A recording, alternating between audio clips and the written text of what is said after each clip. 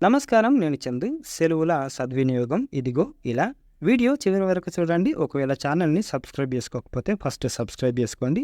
చివరి పరీక్ష రాసిన తర్వాత ఎంత సంతోషంగా ఉంటుందో మాటల్లో చెప్పలేం. భారం దిగిపోయినట్లుగా, గాల్లో తేలుతున్నట్లుగా రకరకాలుగా ఉంటుంది. సెలవు రోజుల ఆనంద సమయాన్ని ప్రయోజనకరంగా మలుచుకోవడం మన చేతుల్లోనే ఉంటుంది. అది ఎలాగో చూద్దామా?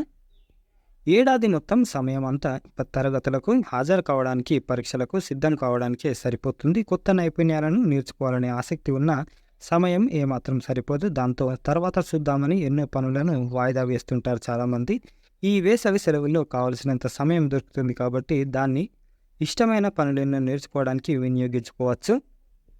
ఇప్పుడు దొరికిన ఈ వ్యవధిలో మీ పనితీరును ఒకసారి సమీక్షించుకోవాలి. ఏ సబ్జెక్టుల్లో వెనుకబడి ఉన్నారు, సెలవుల్లో వాటిని మెరుగుపరుచుకునే మార్గాల గురించి కాస్త ముందుగానే ఆలోచించి నిర్ణయాలు తీసుకునే అవకాశం ఉంటుంది. అలాగే ఏ సబ్జెక్టులకు అదనపు సమయాన్ని కేటాయించాలనే విషయంలోనూ స్పష్టత తెలుసుకోవచ్చు.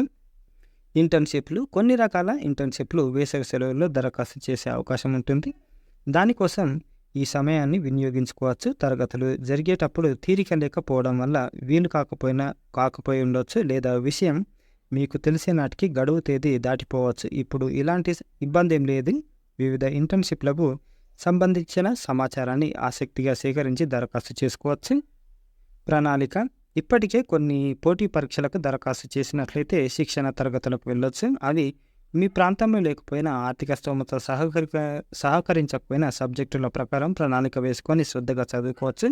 ఏమైనా సందేహాలు ఉంటే అధ్యాపకులను అడిగి నివృత్తి చేసుకోవచ్చు. షార్ట్ టర్మ్ కోర్సులు కూడా ఉన్నాయి. కొన్ని నైపుణ్యాలను మెరుగుపరచుకోవడానికి, కొత్త వాటిని నేర్చుకోవడానికి ఈ సమయాన్ని వినియోగించుకోవచ్చు. షార్ట్ టర్మ్ కోర్సుల్లో చేరి విదేశీ భాషలను కూడా నేర్చుకోవచ్చు. దీనికోసం ఆన్లైన్ వేదికలను ఉపయోగించవచ్చు. పుస్తకాల పఠనం. పుస్తక పఠనం మీ అభిరుచి అయితే సెలవుల్లో మీకు నచ్చిన వివిధ పుస్తకాలు చదువుకోవచ్చు. సబ్జెక్టుకు సంబంధించిన రచనలు చదివి కూడా పరిజ్ఞానాన్ని పెంచుకోవచ్చు. అలాగే వ్యక్తిత్వ వికాసానికి సంబంధించిన పుస్తకాలు విద్యార్థులకు ఎంతగానో ఉపయోగపడతాయి. పుస్తకాలు చదవాలనే ఆసక్తి ఉన్న సమయం సరిపోనప్పుడు ఈ సెలవులను చక్కగా వినియోగించుకోవచ్చు. వీటితో పద సంపద అంటే వొకాబులరీ పెరగడంతో పాటు సృజన, భావ వ్యక్తీకరణ నైపుణ్యాలు మెరుగుపడతాయి.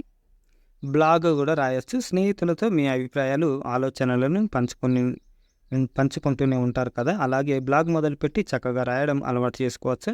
బాల్య స్మృతులు. విహారయాత్రల అందమైన అనుభవాలు, స్కూల్ లేదా కాలేజీలో జరిగిన సరదా సంఘటనలు, స్నేహితులతో కలిసి చేసిన చిల్లిపి అల్లర్లు, ఇలా ప్రతి విషయాన్ని ఆసక్తికరంగా రాతపూర్వకంగా పంచుకోవచ్చు.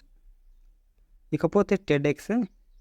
ఎంత జాగ్రత్తగా చదివినా ఒక్కోసారి అనుకున్న ఫలితాలను పొందలేరు. అలాంటప్పుడు ఒకలాంటి నిరాశ నిస్పృహలు ఆవరిస్తుంటాయి. కోరుకున్న కొలువును సాధించగలమా లేదా అనే అనుమానాలు పట్టి పీడిస్తుంటాయి. ఇలాంటప్పుడు టెడ్ఎక్స్ చూడడం ఎంతగానో ఉపయోగపడుతుంది. ఎన్నో కష్టాలు నష్టాలను ఓర్చుకొని అనుకున్నది సాధించిన వారి అనుభవాల నుంచి విలువైన జీవిత పాఠాలను నేర్చుకోవచ్చు. అవన్నీ మీలో ఆత్మవిశ్వాసాన్ని పెంచి దిశానిర్దేశం చేస్తాయి. పార్ట్ టైం జాబ్ కూడా వేసుకోవచ్చు. విద్యార్థులందరికీ ఆర్థిక పరిస్థితి ఒకే విధంగా ఉండదు కదా. ఆర్థికంగా వెనుకబడిన కుటుంబాలకు చెందిన విద్యార్థులందరూ నగరాలకు వెళ్ళి చదువుకుంటారు. పుస్తకాలు కొనుక్కోవడానికి, కాలేజీ ట్యూషన్ ఫీజులు చెల్లించడానికి పార్ట్ టైం జాబ్లను ప్రయత్నించవచ్చు. ట్యూషన్లు చెప్పవచ్చు. ఆన్లైన్ సంస్థల వస్తువులు, ఫుడ్ డెలివరీ చేయవచ్చు. నిర్ణీత వేళల్లో 2 వీలర్ 4 వీలర్లకు డ్రైవర్గాను పనిచేయవచ్చు. కష్టపడి పనిచేయడాన్ని అవమానంగా భావించకూడదు. ప్రముఖ వ్యక్తులందరూ ఇలా కష్టపడి పైకి వచ్చిన వాళ్ళు. పొందిగ్గా. పరిసరాల ప్రభావం అందరిపైన ఉంటుంది. గదిలోని పుస్తకాలు, వస్తువులు చిందరవందరగా పడి ఉంటే ప్రశాంతంగా ఉండలేరు. ఎక్కడి వస్తువులను అక్కడ పెట్టి గదిని శుభ్రంగా ఉంచితే చూడచక్కగా ఉండడంతో పాటు మనసంతా హాయిగాను ఉంటుంది. కాబట్టి సెలవుల్లో చదువుకునే గదిని కాకుండా ఇంటిని, పరిసరాలను కూడా పరిశుభ్రంగా ఉంచుకోవడానికి ప్రయత్నించాలి. ఉదాహరణకు మీ ఇంటి దగ్గరలోని పార్క్ మాసిన గోడలతో, విరిగిన బెంచ్లతో అపరిశుభ్రంగా ఉందనుకుందాం.